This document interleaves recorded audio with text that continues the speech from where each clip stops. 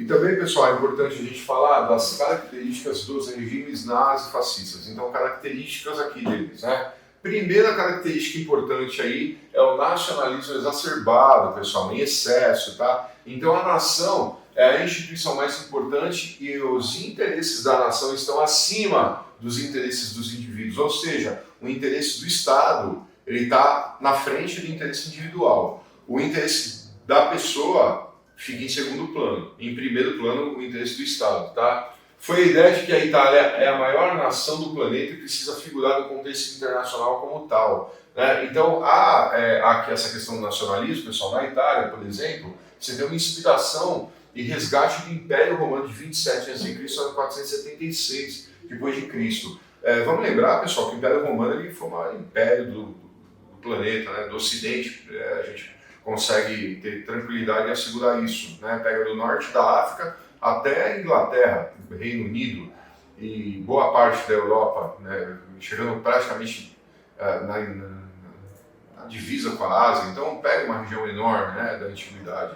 E a ideia do nacionalismo nesse período é justamente elevar a Itália à condição que ela sempre teve, que era do maior país, o maior império do mundo, né? O maior império do mundo, o Império Romano. A Itália então deveria ser o maior país do mundo em referência àquilo que tinha sido no passado, tá? Então o nacionalismo exacerbado ele está ligado a essa questão de retomada de um passado glorioso, tá? E na Alemanha, pessoal, não é diferente. A inspiração nacionalista, esse nacionalismo exacerbado na Alemanha vai ocorrer também pelo resgate da condição de maior nação do mundo que a Alemanha deveria ser, instituindo o Terceiro Reich, que é o Terceiro Império Alemão, sob o controle de Hitler, tá? Por que a maior nação, pessoal? Porque a Alemanha faz menção à Idade Média, né? Enquanto a Itália vai buscar uma referência do maior império do mundo, o Império Romano lá da Antiguidade, a Alemanha faz a referência de si próprio lá na Idade Média, com o Primeiro Reich, o Primeiro Império, que era o quê? Que era o Sacro Império Romano Germânico, que durou aí entre os anos de 962 até 1806, aí, praticamente, com Napoleão Bonaparte para invadir a Europa toda, e aí você tem o final do Primeiro Reich. Então é um império duradouro aí, pessoal, quase 1000 anos, né? Tomando conta de uma região importante da Europa durante toda a Idade Média e Idade Moderna, tá? Então, a referência que a Alemanha tinha era essa, tentar retomar a condição de maior império do mundo, que foi eventualmente aqui nesse período de quase 1000 anos, a Alemanha conseguiu figurar nessa condição, e aí é a tentativa da retomada dessa condição de maior império do mundo, tá? O Império Alemão no período pós-unificação é o Segundo Reich, então só para vocês entenderem, a gente está falando do Terceiro Reich, que é com Hitler, o Terceiro Império, né, a partir do momento que ele se torna chanceler, no início dos anos de 1930, e o Primeiro Reich aqui no Sacro Império Romano Germânico, e o segundo, pessoal, foi o Império Alemão após a unificação entre 1871 a 1918, que é o final da Primeira Guerra Mundial. Então o Império Alemão, só para entender aqui o Segundo Reich, é a unificação da Prússia, tá, pessoal? Antes da Alemanha existir, existiu o Reino da Prússia, o Reino da Baviera, enfim, algumas anexações ali que ocorreram formando a Alemanha que a gente conhece hoje, tá? Então a Alemanha que a gente conhece hoje,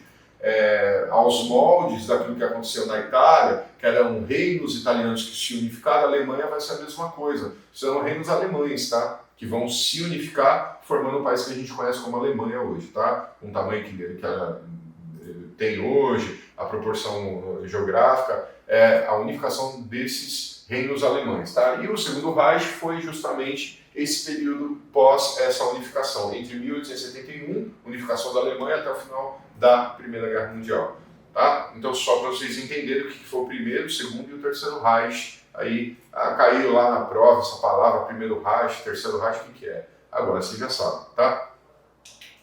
E outra característica, pessoal, outra característica importante dos regimes nazifascistas é o antiliberalismo, pessoal. O que é isso? É a aversão total, né, a todos os princípios básicos de liberalismo, como a democracia, o sistema de representação, os direitos básicos do cidadão, liberdade de expressão, liberdade de manifestação política, etc. É a aversão total a qualquer tipo de liberdade, tá? Então, os modelos e regimes nazifascistas são contrários a qualquer formato de liberalismo, seja qual for, tá? E também o totalitarismo. A gente está acostumado a ouvir aí, às vezes, em texto, os regimes totalitários e, né? Bom, enfim, regime totalitarista, pessoal, faz referência ao Estado total, né? O que é o Estado total? O Estado que controla todas as atividades humanas, né? E setores do país, da nação. O Estado, quando eu falo, pessoal, é o poder constituído, tá? Estado é poder constituído. É aquele organismo, vamos colocar entre aspas, né? Uma pessoa jurídica, né? Um CNPJ, aquele organismo que detém o controle de todas as áreas da sociedade sobre um único governo, tá? Então, assim, o Estado é a estrutura que existe, que é necessária para um país poder falar que é país, né? Então, são os ministérios, o presidente, isso é o Estado, é a composição do Estado, tá? São esses órgãos públicos necessários para que haja soberania e que haja um funcionamento de um país, tá? Então, é o Estado intervindo em todos os setores sociais da nação. Nação é o todo, né? São as pessoas, é o conjunto, tá? Então, é o Estado intervindo na educação das pessoas, da nação, na religião, na economia e demais setores, tá? Sem nada que o impeça de agir, ou seja, um Estado autoritário, totalitário, total, que tem autoridade e consegue intervir sem ninguém para impedir qualquer tipo de intervenção, tá? Nada deve estar acima do Estado, nada deve estar fora do Estado e nada deve estar contra o Estado.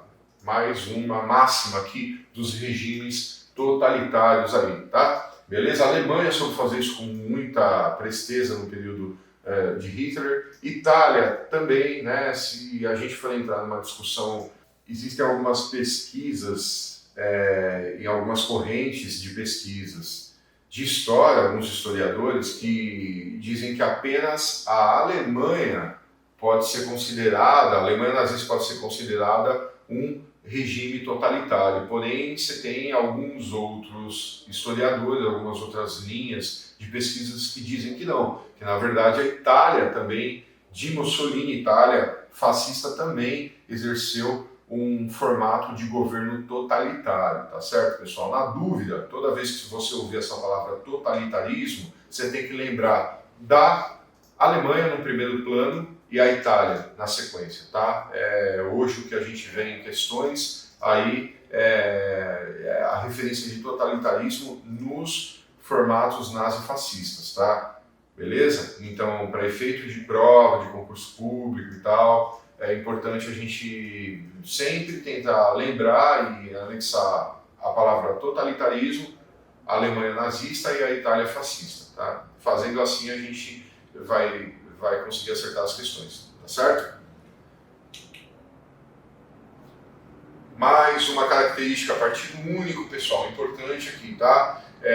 Esses regimes nazifascistas, eles só suportam um único partido político no país, tá? Não havia necessidade, isso segundo os formatos de governo nazifascistas, tá? Não havia necessidade de manutenção do parlamento, porque a discussão política não gerava resultado para o país e atrapalhava as ações do partido único. Então, toda vez que você tem discussão política, você tem alguém discordando com a ideia do partido, isso atrapalha a atuação do partido único, tá? Além disso, a nação precisa de pessoas preparadas, esclarecidas e disciplinadas no Estado para conduzir a política. Não precisa de discussão, não precisa de novas ideias, precisa de pessoas que tenham competência para fazer os seus papéis dentro do Estado, dentro dos ministérios, dentro das secretarias, enfim, dentro daquela estrutura necessária para o país poder acontecer. Então a ideia é colocar a gente ali capacitada e qualificada e não ficar discutindo o que o povo acha,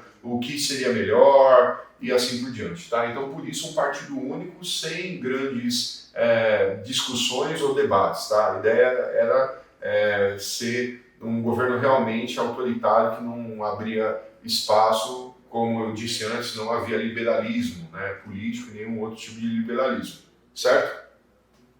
Mais um, culto à personalidade do líder, também importante, pessoal. Por quê? Porque o culto à personalidade do líder tem a ver com essa exaltação ao chefe de Estado. Isso é bem comum tanto na Alemanha quanto na Itália, né? Na Itália, Duce, né, na Itália, e Führer na Alemanha. Duce era o apelido, né, a forma que era tratada Mussolini, e Führer na Alemanha. Quer dizer o quê, pessoal? O líder, né, o grande guia. Né? Então, a figura do líder Benito Mussolini e de Adolf Hitler, tanto na Itália quanto na Alemanha, era confundida com o próprio Estado. Então, o Estado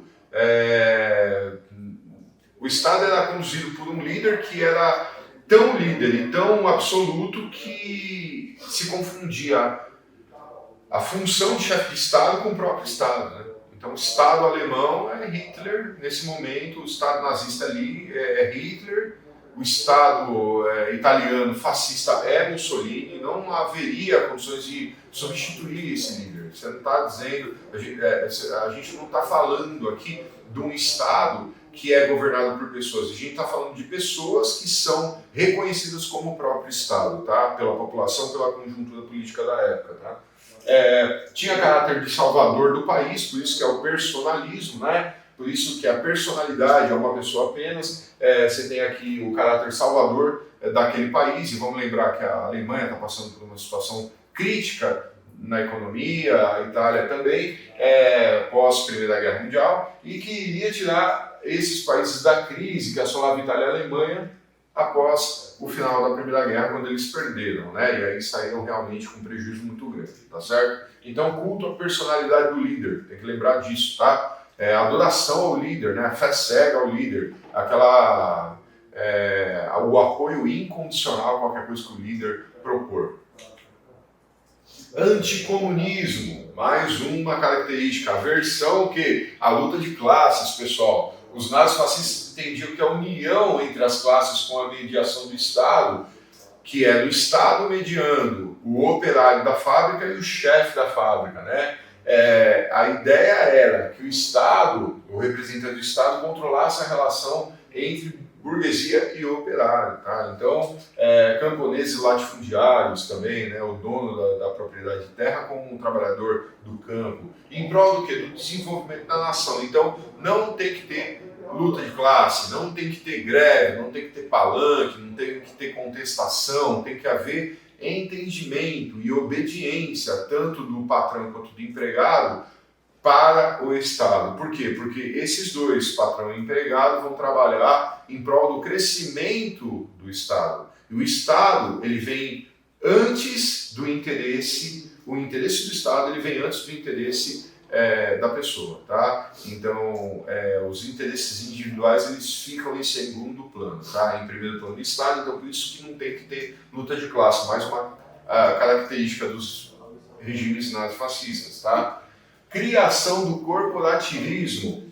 Na Itália, a gente tem um exemplo lá, né, da criação do corporativismo nesse período com Mussolini, que chega ao poder em 22 e cria as corporações, que era o quê? Reunião de profissionais de determinados ramos, para se reunir, dialogar e discutir juntos a fim de assegurar a produtividade. É o que, pessoal? É tentar criar aí corporações de classes e categorias profissionais, tá? Então, uma característica bem comum aqui, principalmente na Itália, a gente vê isso com bastante clareza no governo fascista aqui de Mussolini, tá?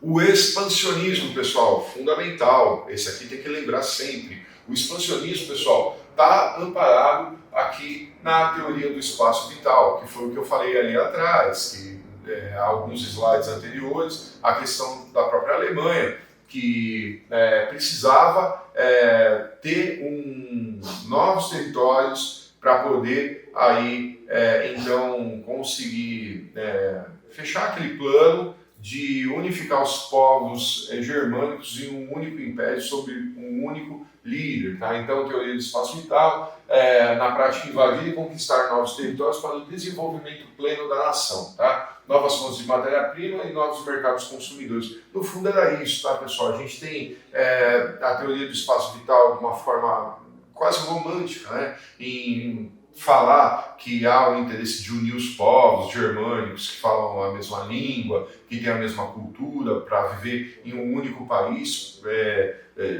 com gente parecida, mas no fundo Hitler está preocupado em garantir matéria-prima para a sua indústria e garantir mercado consumidor para o produto industrializado lá da Alemanha. Então, por isso que ele quer conseguir novos territórios. Tá? Vamos lembrar que essa lógica de expansionismo, ela não está aqui nas vésperas da Segunda Guerra Mundial. O expansionismo, o imperialismo, isso é uma coisa que vem lá dos anos de 1860, 1850. Você tem lá, metade do século XIX, você tem o neocolonialismo aí, 1870, 1880, você tem o neocolonialismo, a partilha da África, você tem aí uma corrida por novos territórios por todos os países da Europa. Não é só a Alemanha, nem Itália. A diferença é o seguinte, pessoal, é que a Alemanha e a Itália, elas, como são países mais novos, são os dois últimos países da Europa Ocidental a se unificarem. Itália e Alemanha, 1870, 1880, bem no finalzinho já do século XIX. Eles acabam, esses dois países, Itália e Alemanha, acabam entrando pela disputa por territórios na África e na Ásia tardiamente. Isso faz com que eles tenham uma perda nessa corrida por novos territórios. Tá? Enquanto a Inglaterra já está acumulando um monte de colônia lá na África, por exemplo, e na Ásia também, a França, mesma coisa, a gente tem a Itália e a Alemanha chegando no final, né? Tentando colonizar áreas já tardiamente. Tá? Então, qual que era o interesse de todas essas nações? Era ter novos territórios, para quê? Para ter matéria-prima, para mandar para a indústria do país, indústria nacional, fabricar produtos para vender para essas regiões de onde vinham as matérias-primas, que eram as colônias, tá? Que estava ali na África, nesse contexto de neocolonialismo, novo colonialismo do século XIX, então principalmente na África e algumas partes da Ásia. Tá? Então, o expansionismo ele tem tudo a ver com esse ideal do imperialismo, do neocolonialismo que está já crescente aí há pelo menos 50 anos ocorrendo na África tranquilamente, 50, 60 anos antes da Segunda Guerra Mundial. Tá? E a militarização, outra característica aqui, tá, pessoal? A militarização, outra característica, fortalecimento dos exércitos para pôr em prática o ideal expansionista. Então, para você conseguir se expandir, você precisa ter um exército forte. Por quê? Porque se precisar usar da força, a gente vai ter gente preparada e equipada para poder fazer isso. Tá? Então, a ideia da militarização é comum também nos regimes nazifascistas. Tá? E o antissemitismo, que eu já falei, mas vou dar mais uma reforçada porque é importante, cai com frequência, questões aí de concurso, bem comum você ver esse tipo de tema. Antissemitismo na Alemanha, bem comum. A Alemanha é a maior referência, tá, pessoal? Não que na Itália não existiu, mas a Alemanha é a nossa maior referência, tá? Como já foi exposto, é a versão aos povos de origem semita, povos praticantes do conjunto linguístico proveniente dos descendentes de Sem, filho de Noé. Então, por que eu coloquei isso aqui? Para você entender de onde vem a palavra semita. Semita vem da palavra Sem. E o que a palavra Sem significa? Significa que é o grupo de pessoas que são descendentes do filho de Noé. E aí a gente tem que ir lá na Bíblia para poder entender esse contexto aqui de Noé. Tá? E aí, Sem, nome do filho de Noé, tem todo o entroncamento linguístico aqui desses descendentes de Sem, as línguas muito próximas com o passar da história, com o passar das eras e tal. Você vai chegar aqui nesse período já da Idade Moderna e até contemporânea com os povos semitas, que são esses praticantes desse entroncamento linguístico que é comum dos descendentes de Sem. Tá? Então, por isso que é semitismo. Semitismo é povos que usam o mesmo entroncamento linguístico, e o antissemitismo é o sentimento de aversão aos semitas, tá? Que são esses povos. Tá? Por exemplo, pessoal, povo semita, não é só judeu, mas, por exemplo, os árabes são semitas, os hebreus também eram semitas, e os judeus também. Tá? O termo possui uma utilização mais vinculada ao preconceito étnico, religioso ou cultural aí contra os judeus, tá, pessoal? A gente vai ouvir falar de antissemitismo, a gente na hora vai lembrar de judeus Segunda Guerra Mundial, tá? Mas é um termo que ele vai além dos judeus, ele pega outros povos também, como eu expliquei aqui, que são descendentes de Sem, aí dos filhos de Noé, um entroncamento linguístico que os une, tá certo?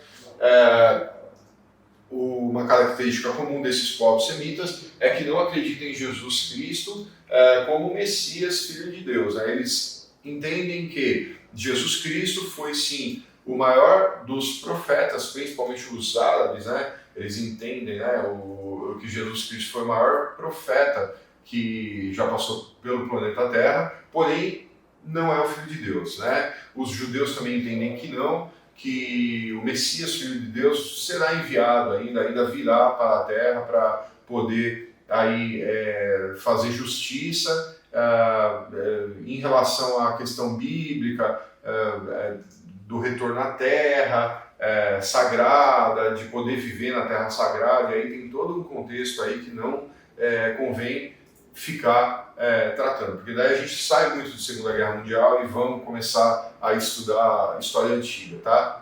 Mas o importante é saber que os povos semitas, eles são ligados por um entroncamento linguístico que tem a ver com Sem, que foi filho de Noé, e todos os descendentes de Sem ao longo das eras aí históricas, até os tempos atuais, e esses semitas são povos que não são cristãos, tá? Não são cristãos.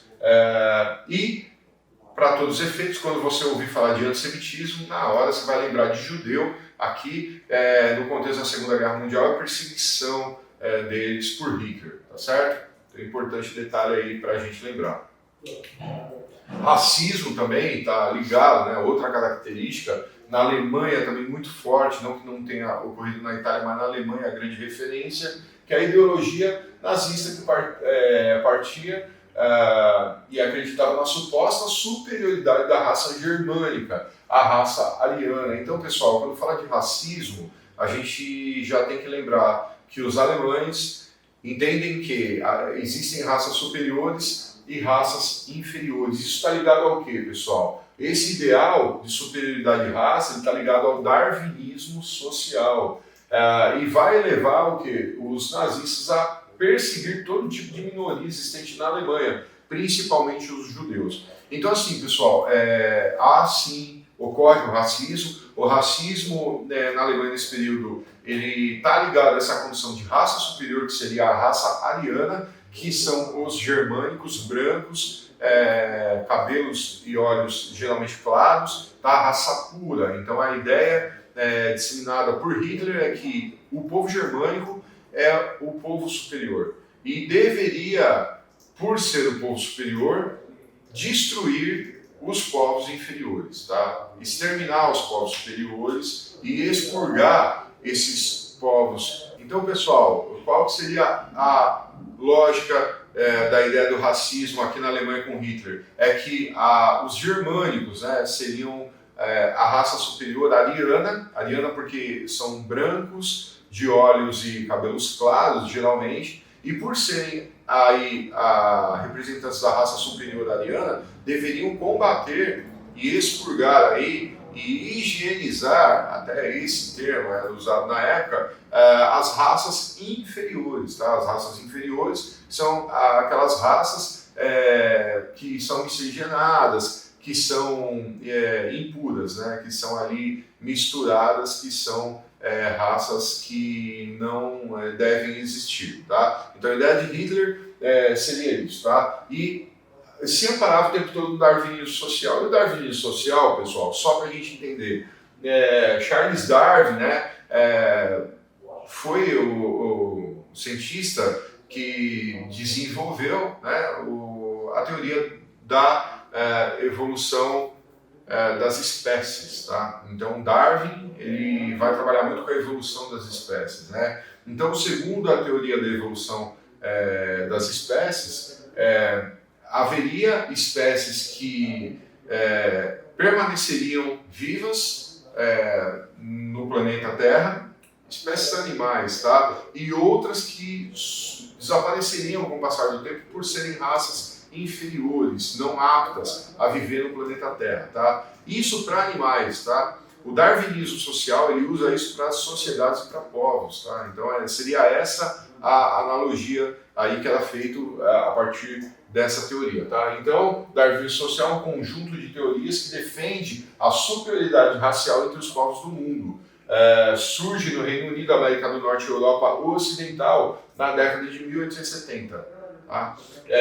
Justamente, pessoal, década de 1870, quando você tem uma busca por novos territórios muito grande fora da Europa. Você tem a África e a Ásia sendo loteadas aí pelas grandes potências, tá? E afirma que as sociedades menos aptas, ou seja, primitivas, estariam em extinção, pois não conseguiriam acompanhar a evolução social das raças superiores. Pessoal, isso aqui é uma teoria que justifica a invasão de territórios africanos, a submissão dos povos que ali viviam por essas grandes potências. Então é uma maneira de justificar, uma maneira de legitimar essas invasões de território e a exploração desses povos, tá? Por quê? Porque não seriam povos puros, não seriam povos aptos, e com o tempo eles desapareceriam, tá? O Brasil já deveria ter desaparecido nesse contexto, com certeza, por ser o maior país do mundo em miscigenação. Não dá para comparar o Brasil com qualquer outro país do mundo em termos de quantidade, diversidade de povos e raças, etnias, né? Diferentes que vivem aqui. Aqui você encontra tudo, né?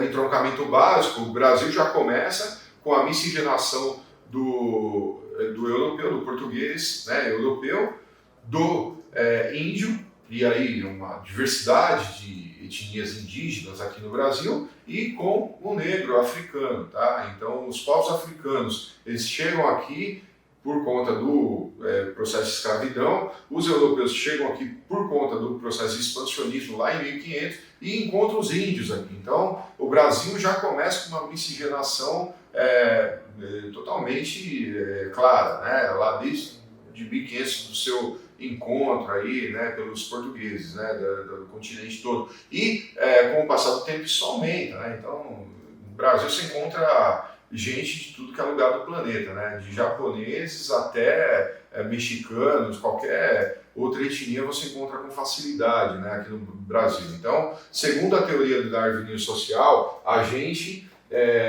já teria sido já deveríamos ter entrado em extinção, porque não somos povos de raças puras e por isso a gente não sobreviveria, não ia conseguir sobreviver ao longo da evolução das sociedades, tá? Parece que o darwinismo social está errado. Mas o importante é você saber que ele existiu e que ele foi utilizado para amparar essas invasões na África e na Ásia pelas potências europeias do período, tá? E Hitler usa aqui mais uma vez o darwinismo social para justificar a eliminação, o expurgo do povo judeu e das outras minorias que existiam lá na Alemanha nesse período, tá certo? Objetivos agora, pessoal, dos regimes nazifascistas. Então, o primeiro objetivo, aí, e o mais importante, a gente vai trabalhar em cima dele, é recuperar política e economicamente os países que adotaram o nazismo e o fascismo. Então, a ideia é, países que adotaram o nazismo e o fascismo são países que foram destruídos na Primeira Guerra Mundial. E para que vai servir o nazismo e o fascismo? Para recuperar a economia, a política, recuperar a condição desses países aí e tornar esses países potências, tá? É essa a ideia, tá? Enquanto a Itália, com Mussolini, está prometendo se tornar o maior país do mundo, a Alemanha também está prometendo a mesma coisa com Hitler, tá?